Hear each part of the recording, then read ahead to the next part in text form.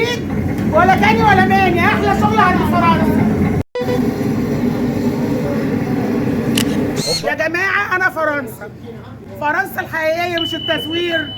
كل دول صحابي جايين لي النهارده، بغيظ بقى كل اللي متغاظين.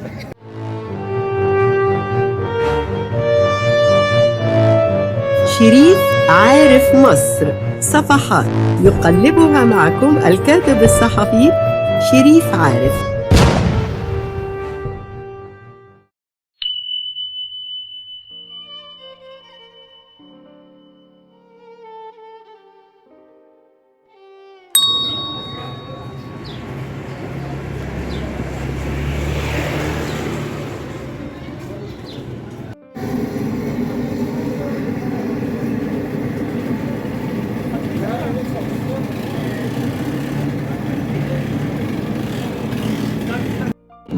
خالتي فرنسا مش مجرد فيلم سينما، خالتي فرنسا دي حقيقة موجودة في قلب شارع الجمالية بالحسين.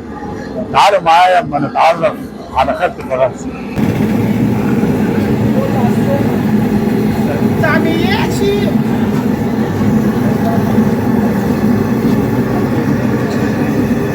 تعالى تعالى تعالى تعالى تعالى، بص على عينك يا تاجر، عسل اهو لوز. بص الفول دهب ابيض اهو. بص بقى ما بيتعمل، بص عجينه تتاكل نيه يلا يا بشويه تدوق حته دوق يلا حته.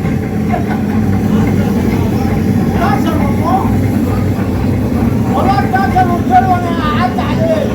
الصلاة على النبي احلى شغل يا جماعه عندي. والنهارده الجمعه وكله بيعمل نفحات بياخدها من عندي. بالصلاة على النبي.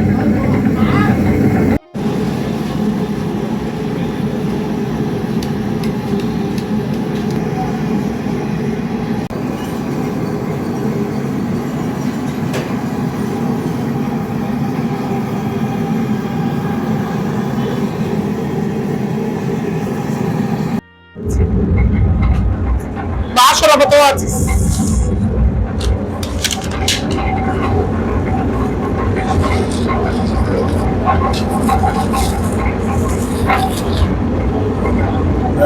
خالتي فرنسا، انت اسمك الاصلي ايه بقى؟ اسمي جميل قوي. قول. منى. ده جميل. ايه رايك؟ طب يعني من منى لخالتي فرنسا؟ عشان التشابه اللي بيني وبين الاستاذه الفنانه الجميله المشهوره عبله دي انا بموت فيها. فالناس قالت لك ان انت خالتي فرنسا. خالتي فرنسا انا من زمان. يعني هو اصل الاسم جاي من الفيلم. ايوه. لا انا كنت الاول فرنسا، بعد كده اتفرجنا على الفيلم فعيالي قالوا لي انت فرنسا اهو. يعني انت اسمك خالتي فرنسا قبل الاسم؟ قبل الفيلم يعني. ايوه مشهوره من زمان. جميل. من وانا عياله. انت بقى الشغلانه ورثها عن حد ولا انت اللي بتقدميها؟ لا انا بحبها واتعلمتها. حباها ليه بقى؟ اقول لك ايه، مفيش احلى من انك تشتغل بحب في الحاجه اللي بتحبها. تعمل الطعميه بحب، تقلي البتنجان بحب، تبيع للزبون بحب. مفيش احلى من كده انك تعيش مع الناس طول النهار. بقالك ايه قد ايه في الكارتة فرنسا؟ ايه؟ بقالك قد ايه في الكارتة؟ بقالي داخله على 30 سنه، وقبلها كنت شغاله مع ابويا من وانا عندي 7 سنين. ابوكي برضه كان عنده مطعم لا ابويا كان تاجر فاكهه، كنت بروح معروض الفرج. المعلم احمد السعيد الله يرحمه. كان تاجر فاكهه. ايوه من عيله العرايده اللي في السوق. طب انا عايز اسالك على حاجه يعني. قول يا قلبي. التحول من الفاكهه للفول والطعميه. كله بيتاكل.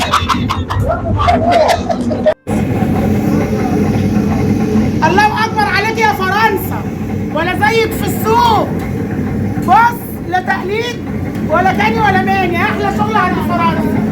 دهب مش بطاطس، دهب طعميه الماس اهي. الماس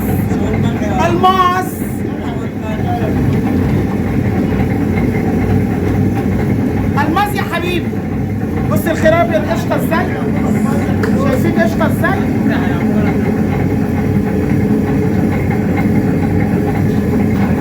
في ايه تاني؟ في ايه تاني؟ مش كلت ومشيت؟ بس امال عايز ايه؟ بس بامانه القعده معاكي ملهاش حل. القعده ولا الاكل؟ لا، القعده والاكل. بس انا اقول لك على حاجه مهمه جدا. قول. انت يعني نموذج للست المصريه الجدعه جدا. طبعا طبعا طبعا طبعا. انا واضح. هتلاقوا عليا ب 100 راجل. ب 100 راجل؟ ايوه. 100 راجل منين؟ من الجماليه ولا 100 راجل عموما؟ 100 راجل عموما. فرنسا، انا اقول لك على حاجه. ايه اهم شيء اكتسبتيه وحسيتي ان انت فعلا حققت رسالتك في الحياه؟ يعني علمت عيالي، واللي جوزته واللي لسه هيروح جيشه هيروح جيشه. انا ما اتعلمتش بس علمتهم كلهم الحمد لله. طيب انا لو سالتك يا فرنسا، ايه الخلطه اللي بتصنعها خالة فرنسا بتميزها عن اي حد بيعمل فول وطعميه؟ يعني اللي بيعملوا فول وطعميه في مصر اكتر من الشعب المصري نفسه. اكيد. يعني ايه اللي انت شايفاه؟ الضمير في الشغل او بتقدمي. لا، انا بتكلم عن الصنعه، عن الخلطه نفسها. ده سر ربنا بقى مش بتاعنا. احنا بنعمل الحاجه بقى بالحب كده، بنأكلها للناس بالحب، فمفيش احلى من الحب، فبتبقى الحاجه جميله. بس ادي السر. طيب يعني نقدر نقول النفس؟ اكيد. النفس. لما تكون ست شغاله في المجال ده غير الراجل. غير الراجل. يعني الست في مجال المطاعم افضل من الراجل عموما. حتى بره الفول والطعميه. اي مجال الست فيه بتطبخ دي ست. ربنا سبحانه وتعالى مدي نفس للست. ممكن نديه بعد الراجل. يعني في راجل ليه نفس كده في كوبايه الشاي، في فنجان القهوه، مش عارفه ايه كده.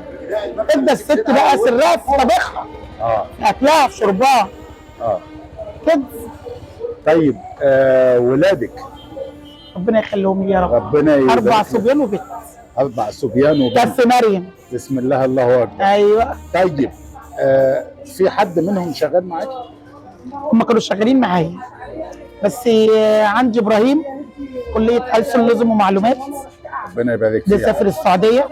ربنا يبارك فيه. وجوزته وجايب 3. ما شاء الله الله اكبر. الحمد لله. وعندي محمود متجوز ومعاه 3، بس غاوي بقى النقش في السبح. بيعمل السبح بالفضه والحاجات دي. جميل. هو غاويها، حتى وهو شغال معايا كان غاويها. جميل. وعندي طه بيجي يقف معايا دلوقتي لانه في الجيش، واحمد زيه. انما مين بقى اللي واقف معاكي بالفعل؟ يعني لا، ما فيش حد من عيالي بالفعل.